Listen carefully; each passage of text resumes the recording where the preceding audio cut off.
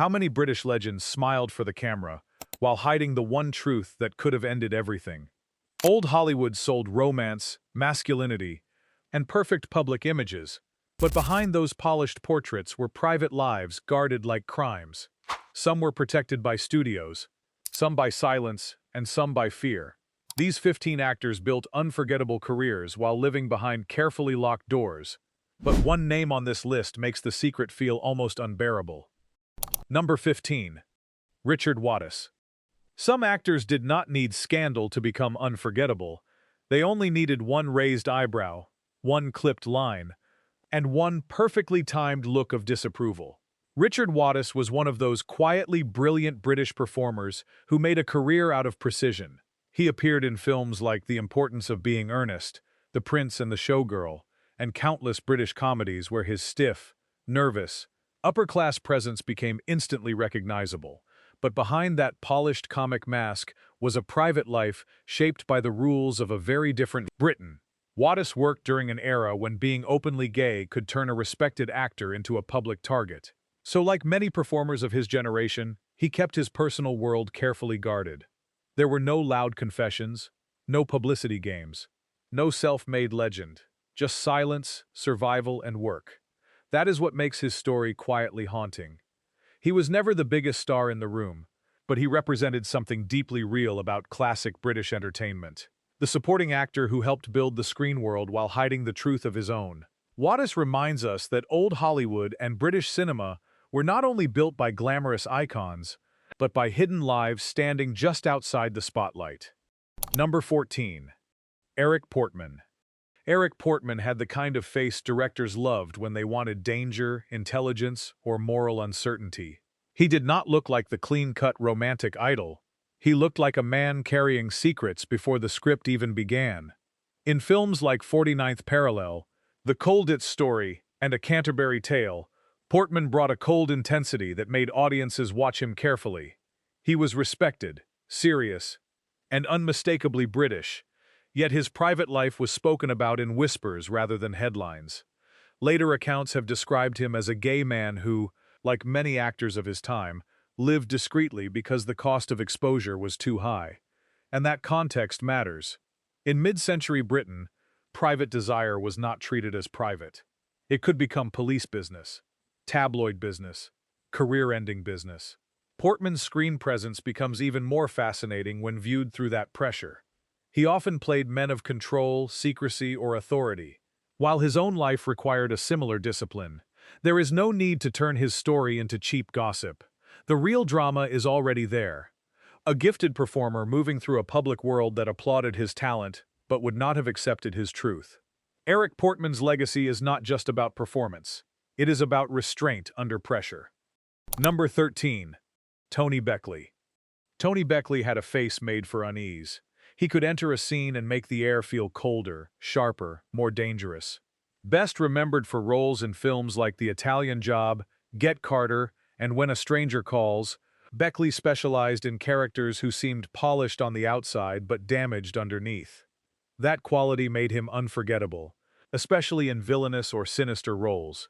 But off-screen, his life had another hidden layer. Beckley was part of a generation of British actors who worked in a world where queer lives were rarely allowed to be ordinary, open, or protected. His long relationship with producer Barry Crost later became part of the story surrounding him, but during his career, that private truth was not something the industry would have comfortably celebrated. And that is why Beckley fits this list so powerfully. He was not simply a supporting actor with a secret. He was a performer whose screen image often dealt in masks, danger, and concealed identity. The tragedy is that audiences saw the intensity, but not the full human being behind it. Tony Beckley's career reminds us how many classic actors were permitted to be strange, brilliant, frightening, funny, or elegant on screen, but never fully honest in public. Number 12. George Rose. George Rose was one of those actors who could disappear into a role so completely that viewers remembered the character before they remembered the man. With a career stretching across British theater, film, and Broadway, he carried the elegance and discipline of an old-school performer. His film work included titles like A New Leaf, The Pirates of Penzance, and The Flesh and the Fiends. but stage audiences knew him even more deeply. Rose lived much of his life in a world where reputation was a fragile thing, especially for men whose private lives did not fit the public script of the time. He was gay, but his public image was shaped by discretion rather than openness. His story also carries a chilling final shadow. His death in the Dominican Republic was violent and disturbing, giving his life an ending darker than anything most screenwriters would dare invent. But reducing him to tragedy would be unfair.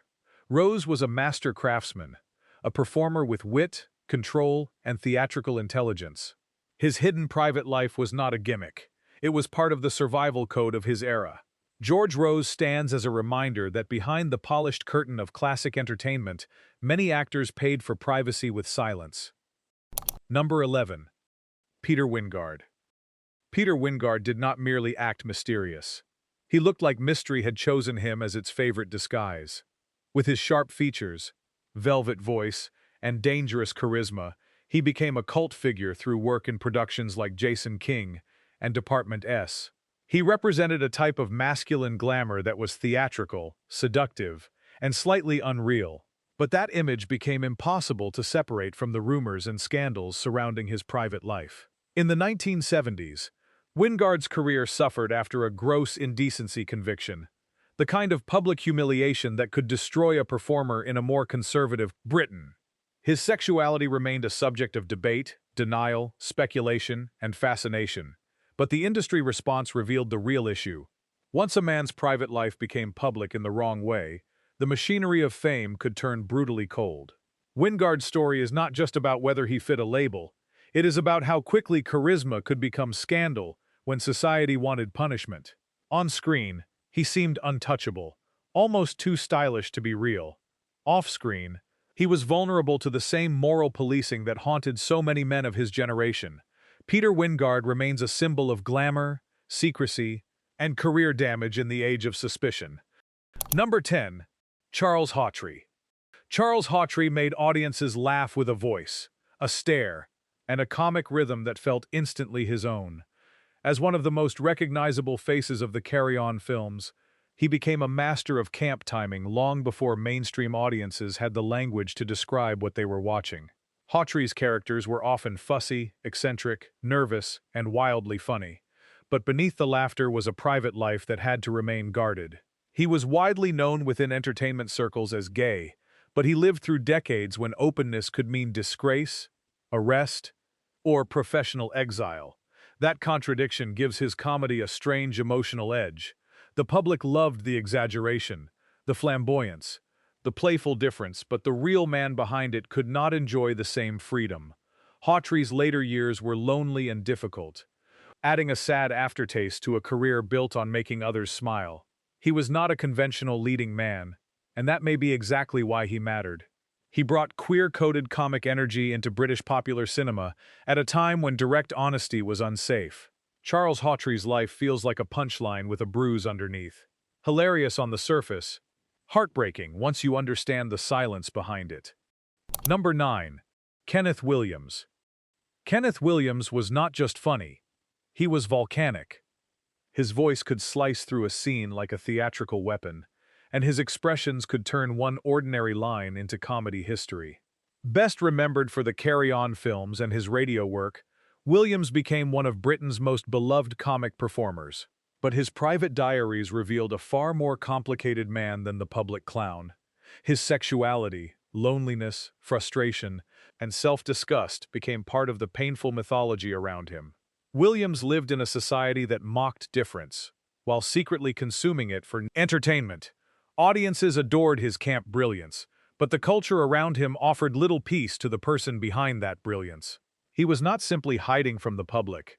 In many ways, he seemed trapped inside himself. That is what makes his story so powerful for this topic.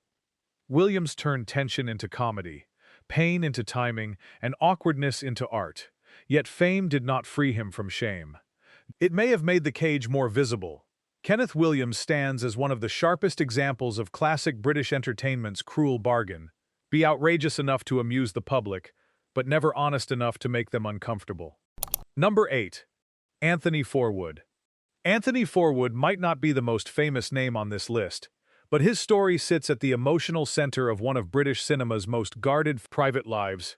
He began as an actor, appearing in films during the 1940s and 50s, but history remembers him most powerfully through his relationship with Dirk Bogarde. Forwood had once been married to actress Glynis Johns, yet his later life became closely tied to Bogarde as partner, companion, and manager. Their bond lasted for decades, but it existed in a world where public confirmation could have been professionally dangerous. That silence was not accidental, it was protection. Forwood became part of the machinery that helped maintain Bogarde's image, while also sharing the private life that image could not reveal. There is something quietly devastating about that role. He was both present and hidden, essential and invisible. The public saw Bogarde's elegance, bachelor mystique, and carefully controlled persona, but Forwood was one of the people behind the curtain, helping hold the life together.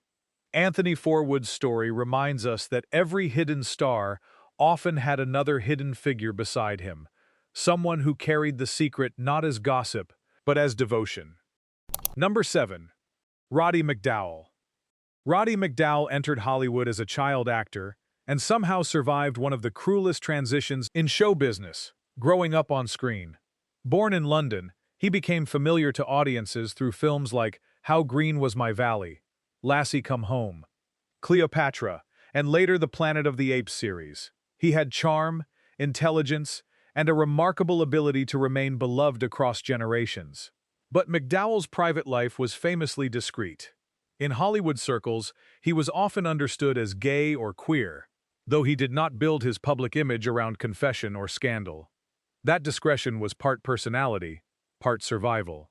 McDowall belonged to a Hollywood where friendship networks, private parties, and coded relationships often carried truths the magazines never printed. He was also known as a loyal friend to some of the biggest names in the business, which made him both insider and observer. His story is less tragic than some, but still revealing. He managed to protect his privacy without losing his career. A rare achievement in a town that loved secrets but punished exposure.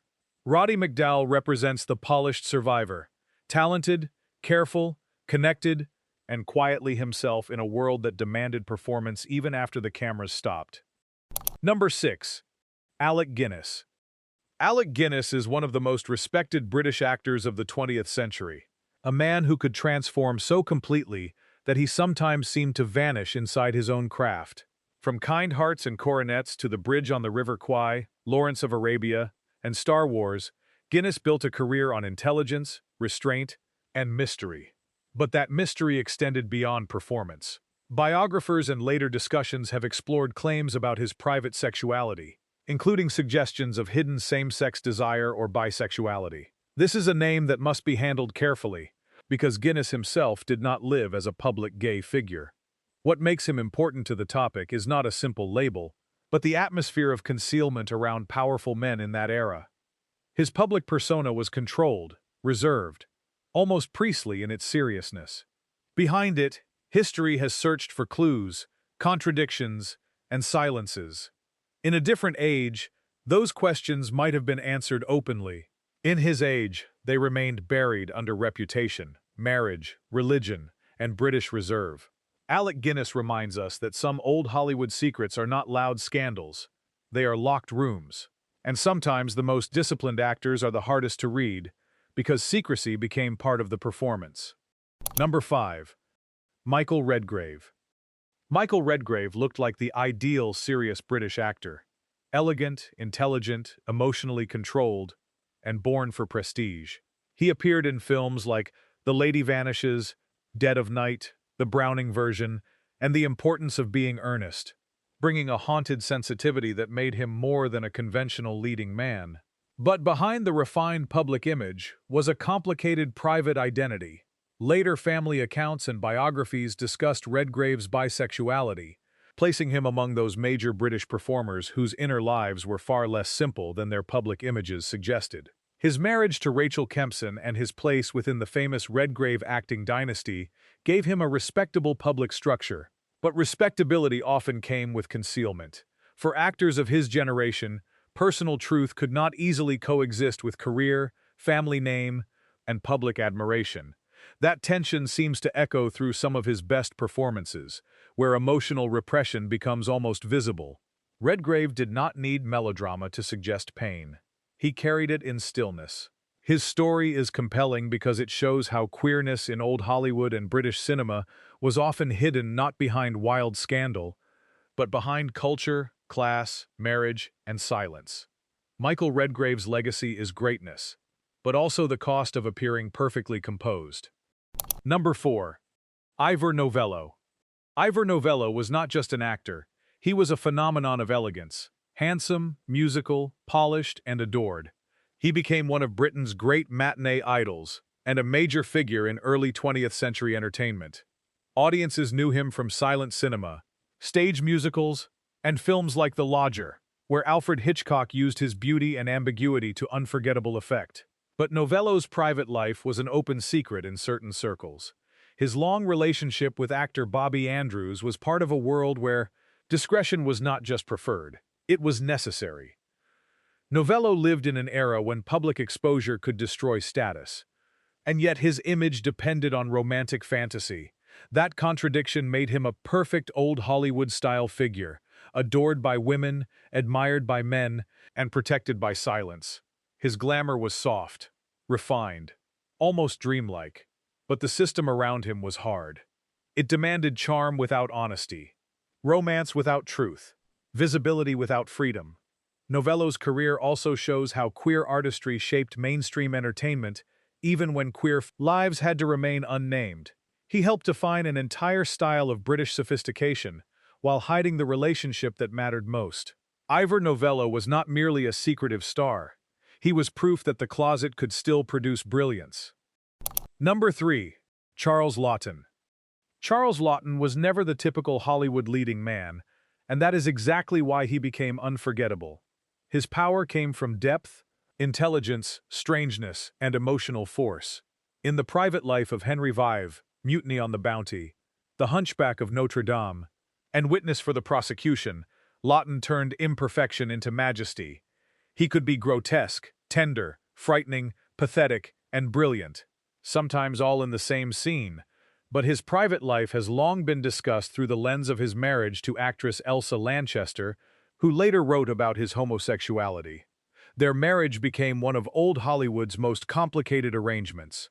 Public partnership, private distance, and mutual understanding, shaped by the pressures of the time. Laughton's story matters because it breaks the shallow myth that hidden gay actors were always smooth romantic idols. He was not selling boyish beauty, he was selling genius. And still, honesty was dangerous. His sexuality, like so much in his life, had to exist behind structure, reputation, and coded understanding. Laughton's tragedy is not that he lacked success. He had plenty. The tragedy is that even a talent that massive still had to negotiate with fear. Charles Laughton remains a giant, but one whose shadow was heavier than audiences knew. Number 2. John Gielgud. John Gielgud was treated like theatrical royalty, a man whose voice alone could make language feel sacred. He was one of the great classical actors of the 20th century, celebrated for Shakespeare, respected on stage, and later admired in films like Arthur, Beckett, Chariots of Fire, and The Elephant Man. But in 1953, his private life collided with public scandal when he was arrested for what was then called a homosexual offense. In another career, that might have been the end. For Gielgud, it became a terrifying test of reputation, class, talent, and public tolerance. What makes his story so gripping is the contrast. A knightly figure of culture, suddenly exposed by the laws and prejudices of his own country. He continued working, but the humiliation left a mark. Gielgud lived long enough to see society change, yet for much of his life, his sexuality had to be handled with caution.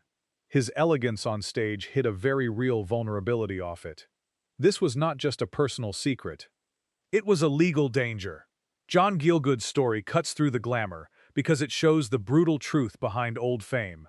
Even the most respected artist could be reduced to a scandal if the wrong door opened. Number 1. Dirk Bogarde. Dirk Bogarde is the perfect final name because his entire image seemed built from beauty, control, and concealment. In post-war British cinema, He became a major heartthrob, the sensitive, handsome star audiences could project romance onto. Films like Doctor in the House made him popular, but later works such as Victim, The Servant, and Death in Venice revealed something colder, deeper, and far more daring. Bogart's private life with Anthony Forwood was long, intimate, and central, yet publicly he avoided confirming what the industry already whispered. That silence was not cowardice. It was the cost of survival in a system that punished truth.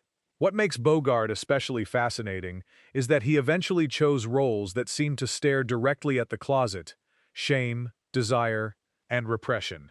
Victim in particular was groundbreaking because it confronted the blackmail and fear surrounding gay men in Britain before full legal change.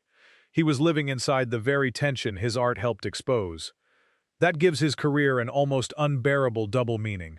The handsome star protected the secret, while the serious actor slowly dismantled it on screen.